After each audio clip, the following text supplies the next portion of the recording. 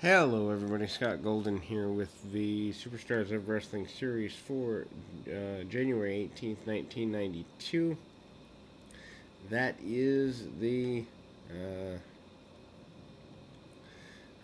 day before Royal Rumble 92, otherwise known as the day before the first World Championship win in the World Wrestling Federation of Ric Flair. We move into an interesting match to, I guess, for the sake of maybe hyping the Rumble.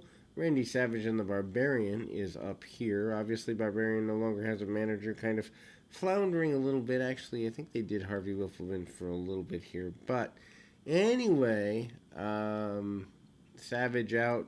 They're looking at him to be a pretty big guy. And Power Slam by the Barbarian gets things going in the right direction. However, Savage gets wrapped up in the ropes.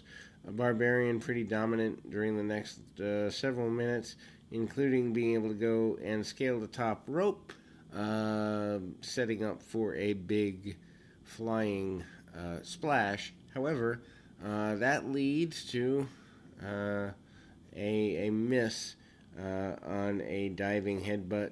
Savage goes to the top rope, hits the top rope elbow. 1, 2, 3. Liz, of course, at ringside. They are still legally married at this point, at least on television.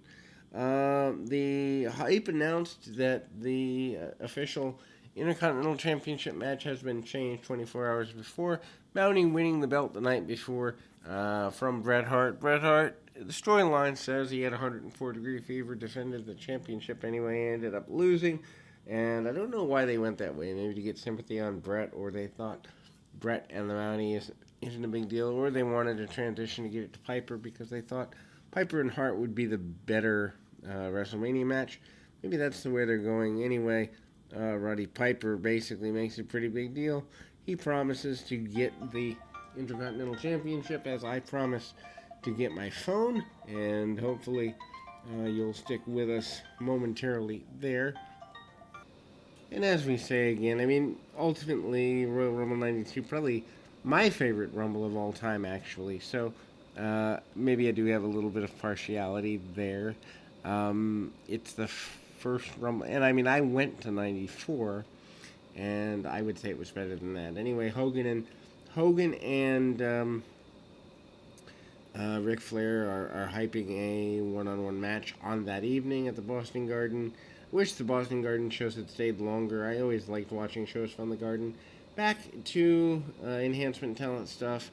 The Nasty Boys are up next. Punch, kick, pump handle slam by Sags, and the ultimate, Pity City, followed by the uh, top rope elbow drop and power slam combination. Nasty Boys win.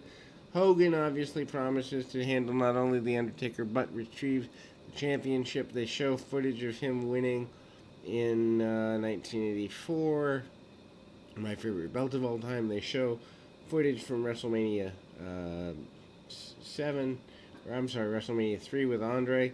They basically are hyping the fact that Hogan winning the belt is pretty well a foregone conclusion. Glad that didn't happen. Leather strap from the Berserker, kind of a different thing. I think they're trying to find a way for Berserker to be more impactful.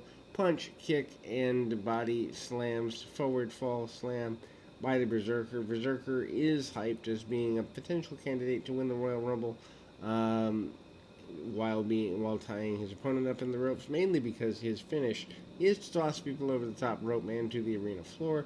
Virgil talks about the Repo Man, how Repo Man cheated him and did wrong by him. Repo Man walking with his big hook stick there is a pretty big deal. And then the new foundation and the Orient Express are set up. We see one of the most iconic angles of all time from the barber shop. Dissension between the Rockers had been discussed. Michaels denies it at first, then spins Jannetty around, promises that let's work it out, let's shake hands. They shake hands, they hug. Michaels blasts Jannetty in the face with a super kick, And Bobby Heenan's commentary is phenomenal.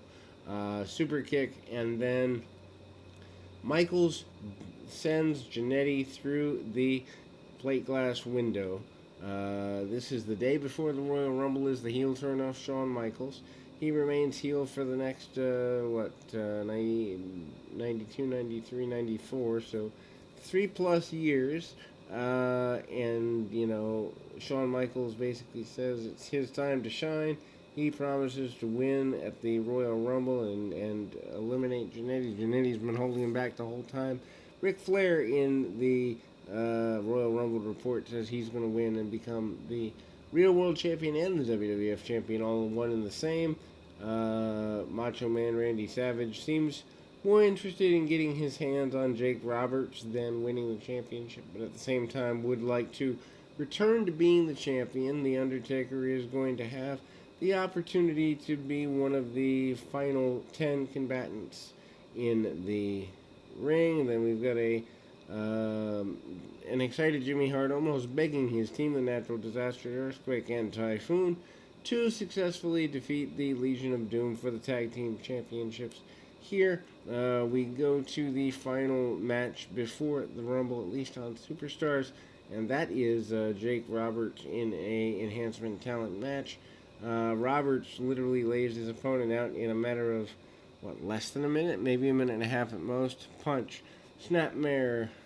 Snaps him over. Short clothesline DDT. 1, 2, 3. And win for me if you're the Snake Man, actually laying back first against his opponent. Tito Santana says as the Matador he's going to win against Ted DiBiase that night in the Worcester, Boston area. DiBiase blames Santana for sticking up for Virgil, so that kind of continues, and we close with that in mind. We'll be back with more right after this.